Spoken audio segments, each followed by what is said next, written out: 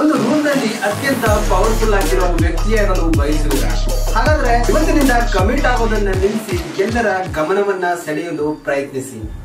ನಿಮ್ಗೆ intention psychology ಅಂದ್ರೆ ಗೊತ್ತಾ? ಮನುಷ್ಯನ ನಡವಳಿಕೆ ಮತ್ತು ಉದ್ದೇಶಗಳನ್ನ ಅಧ್ಯಯನ ಮಾಡುವ ಪ್ರಕ್ರಿಯೆ ಇದು. ಮನಸ್ಸು ಹೇಗೆ ಯೋಜನೆಗಳನ್ನ ರೂಪಿಸುತ್ತದೆ, ನಿರ್ಧಾರಗಳನ್ನ ಕೈಗೊಳ್ಳುತ್ತದೆ ಮತ್ತು ಕ್ರಿಯೆಗಳನ್ನ ಮುನ್ನಡೆಸುತ್ತದೆ ಎಂಬುದನ್ನ ಅರ್ಥ ಮಾಡಿಕೊಳ್ಳಲು ಸಹಾಯ ಮಾಡುತ್ತದೆ.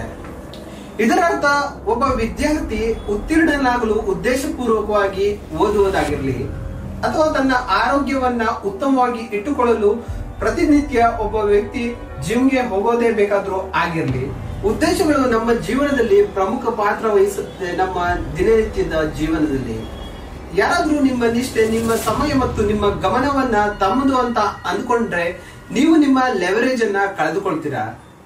ಅದೇ ನೀವು ಸ್ವಲ್ಪ ದೂರವಿದ್ದರೆ ಅವರು ನಿಮ್ಮ ಹಿಂದೆ ಓಡುತ್ತಾರೆ. Think about it. Virgin queen Elizabeth ಎಲ್ಲರ ಗಮನವನ್ನ ಯಾಕೆ ಸೆಳೆದ್ರು? ಯಾಕಂದ್ರೆ ಅವರು ಪೂರ್ತಿಯಾಗಿ ಯಾರಿಗೂ ಕೂಡ ಎಂದು ಲಭ್ಯವಾಗಿರಲಿಲ್ಲ. ಹಾಗಾದ್ರೆ ಈ ಕಾನೂನನ್ನ ಆಫೀಸ್ ಪಾಲಿಟಿಕ್ಸ್ ನಲ್ಲಿ ಹೇಗೆ ಅಪ್ಲೈ ಮಾಡೋದು? ಒಂದು, ಎಲ್ಲರಿಗೂ ಸಿಗುವವರಂತರಾಗಬೇಡಿ, ಎಲ್ಲರಿಗೂ ಹೌದು ಎನ್ನಬೇಡಿ.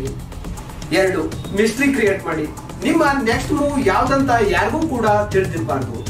ಮೂರು, ಅಪ್ರತ್ಯಕ್ಷರಾಗಿರಿ, ಅಂದ್ರೆ ಸ್ವಲ್ಪ ಅನ್ಪ್ರೆಡಿಕ್ಟೇಬಲ್ ಆಗಿರಿ. ಅಂದ್ರೆ ನೀವು ಎಮೋಷನಲ್ ಆಗ್ಬೇಕು, ಆದ್ರೆ ನಿಮ್ಮ ರಿಯಾಕ್ಷನ್ ಗಳನ್ನ ನೀವು ಕಂಟ್ರೋಲ್ ಮಾಡಬೇಕು.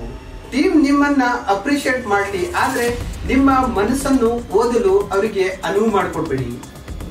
ಹಾಗಾದ್ರೆ ಪವರ್ ಯಾರ್ದು? ಯಾರು ಟೈಮ್ ಅನ್ನ ಕಂಟ್ರೋಲ್ ಮಾಡ್ತಾರೋ ಅವತ್ತು. ನಿಮ್ಮ ಕ್ಯಾಲೆಂಡರ್ ಅನ್ನ ಸೀಮಿತವಾಗಿ ಇರಿಸಿಕೊಳ್ಳಿ. ನಿಮ್ಮ ಪ್ರೆಸೆನ್ಸ್ ಅನ್ನ ಸ್ವಲ್ಪ ರೇರ್ ಆಗಿಸಿ. ಯಾಕಂದ್ರೆ ನೀವು ರೂಮ್ ನಲ್ಲಿ ಎಂಟ್ರಿ ಆದಾಗ ನಿಮ್ಮ ಅಬ್ಸೆನ್ಸ್ ಮತ್ತು ನಿಮ್ಮ ಪ್ರೆಸೆನ್ಸ್ ನ ವ್ಯಾಲ್ಯೂ ಜನರು ಜಾಸ್ತಿ ಮಾಡ್ತಾರೆ. ನಿಮ್ಗೊಂದು ವಿಷಯ ಗೊತ್ತಾ?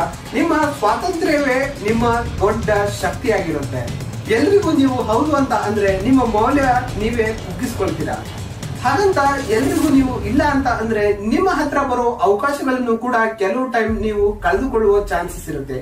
ಅದಕ್ಕೋಸ್ಕರ ಇದನ್ನ ಸ್ವಲ್ಪ ನೋಡಿ ಉಪಯೋಗ ಮಾಡಿ. ಹಾಗಾದ್ರೆ ಒಂದು ರಹಸ್ಯವಾದ ಟಿಪ್ ಅನ್ನ ಕೊಡ್ತೀನಿ. ಸ್ವಲ್ಪ ದೂರವಿಡಿ, ಸ್ವಲ್ಪ ಆಸಕ್ತಿ ತೋರಿಸಿದ್ರೆ ಸಾಕಷ್ಟು ಆಯ್ತಲ್ವಾ? ಎಲ್ಲರೂ ನಿಮ್ಮ ಗಮನಕ್ಕಾಗಿ ಹಂಬಲಿಸಲಿ, ಆದ್ರೆ ಯಾರು ಕೂಡ ನಿಮ್ಮ ಸಮಯವನ್ನ ಖಂಡಿತವಾಗಿ ತೆಗೆದುಕೊಳ್ಬಾರ್ದು. ಆದ್ರೆ ಸ್ನೇಹವನ್ನ ಸೌಜನ್ಯದಿಂದ, ಪ್ರೀತಿಯನ್ನ ಗೌರವದಿಂದ ಅವರು ಪಡೆದುಕೊಳ್ಳಿ.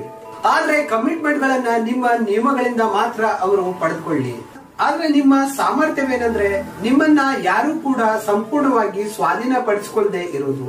ನೀವು ಸಿಗದವರಾದ್ರೆ ಎಲ್ಲರೂ ಕೂಡ ನಿಮ್ಮ ಹಿಂದೆ ಓಡುತ್ತಾರೆ. ಇದು ಕ್ರೂರತೆಯಲ್ಲ, ಇದು ಹ್ಯೂಮನ್ ಸೈಕಾಲಜಿ. ಇದನ್ನ ನೀವು ಜೋಕ್ ಆಗಿ ತೆಗೆದುಕೊಳ್ಳಬಹುದು. ನಿಮ್ಮ ಹೃದಯವನ್ನ ಲಾಕ್ ಮಾಡಿ, ಆದ್ರೆ ಕೀಲಿ ಕೈಯನ್ನ ಎಸೆಯಬೇಡಿ. ಯಾರೋ ಅದನ್ನ ಪಡೆದುಕೊಂಡ್ರೆ ನಿಮ್ಮ ತಪ್ಪಲ್ಲ, ಅದು ಅವರ ಪರೀಕ್ಷೆ ಆಗಿರುತ್ತೆ. ಮೈಂಡ್ ಮ್ಯಾಪಿಂಗ್ ನ ರೀತಿಯಲ್ಲಿ ಇದನ್ನ ಹೇಳಬೇಕಂದ್ರೆ ಸ್ವಾತಂತ್ರ್ಯವನ್ನ ವಿಕ್ರಮಿಸಿ, ಗೌರವವನ್ನ ಆಕರ್ಷಿಸಿ, ಅದನ್ನ ಬೇಡ್ಕೊಳ್ಬೇಡಿ. ನೀವು ಪೂರ್ಣವಾಗಿ ಲಭ್ಯರಿದ್ದೀರಾ ಅನ್ನೋದು ಅದು ನಿಮ್ಮ ಶಕ್ತಿಯಾಗಿರುತ್ತೆ. ಬೆಳಗಿನ ಕಾಫಿಯ ಕಪ್ಪನ್ನ ಹಿಡಿದು ಸಲ್ಯೂಟ್ ಮಾಡುವಂತೆ. ಆದ್ರೆ ಇದು ಯಾರಿಗೂ ಸಾಧ್ಯವಿಲ್ಲ, ಆದ್ರೆ ಅದಕ್ಕೋಸ್ಕರ ಪ್ರಯತ್ನ ಪಡ್ಲಿ ಜೀವನದಲ್ಲಿ. ಆದ್ರೆ ಈ ರೀತಿಯ ಆಟಿಟ್ಯೂಡ್ ಅನ್ನ ಕ್ಯಾರಿ ಮಾಡಿ.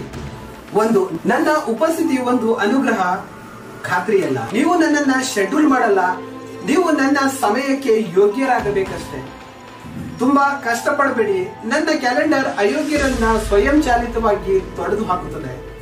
ಎರಡು, ನನ್ನ ಮೌನ ಖಾಲಿಯಾಗಿಲ್ಲ, ಅದೊಂದು ಪರೀಕ್ಷೆಯಾಗಿರುತ್ತೆ. ನನ್ನ ಗಮನಕ್ಕಾಗಿ ನೀನು ಬೇಡಿಕೊಂಡರೆ ನಾನು ಅದೃಶ್ಯನಾಗುತ್ತೇನೆ. ಗಮನಿಸದಂತೆ ನಟಿಸುವಿರಾ? ಹಾಗಾದ್ರೆ ಈ ಮೂರ್ಖತನದ ಆಟವನ್ನ ಆಡುವಿರಾ? ಹಾಗಾದ್ರೆ ನನ್ನ ಅಟೆನ್ಷನ್ಗೋಸ್ಕರ ಸಾಯಿ. ಈ ಮೂರ್ಖತನದ ಆಟವನ್ನ ನಾನು ಕೂಡ ಆಡಲು ಶುರು ಮಾಡ್ತೀನಿ. ಮೂರು, ನಾನು ಒಂದು ಪ್ರಶಸ್ತಿ, ಆದ್ರೆ ಅದರಲ್ಲಿ ಭಾಗವಹಿಸಲ್ಲ. ನಾನು ನನ್ನ ನಿಯಮಗಳಿಗೆ ಮಾತ್ರ ಬದ್ಧನಾಗಿರುತ್ತೇನೆ. ನಾಲ್ಕು, ನನ್ನ ಮೌಲ್ಯವನ್ನ ನೀವು ಅರ್ಥ ಮಾಡಿಕೊಳ್ಳಲು ವಿಫಲರಾದ್ರೆ ಅದು ನನ್ನ ತಪ್ಪಲ್ಲ. ನಾನು ವಿವರಿಸುವುದಿಲ್ಲ, ನಾನು ನನ್ನನ್ನ ಸ್ಥಾಪಿಸ್ತೇನೆ. ನನ್ನ ಪ್ರಾಮಾಣಿಕತೆ ಹೆಚ್ಚು, ಆದ್ರೆ ಅದೇ ನಿಮ್ಮ ದೊಡ್ಡ ಸಮಸ್ಯೆ. ನನ್ನನ್ನ ಹಿಡಿಯಲು ಪ್ರಯತ್ನಿಸಬೇಡಿ. ನನ್ನ ಅಟೆನ್ಷನ್ ಅನ್ನ ಪಡೆದುಕೊಳ್ಳಲು ನೀವು ಯೋಗ್ಯರಾಗಬೇಕಷ್ಟೇ.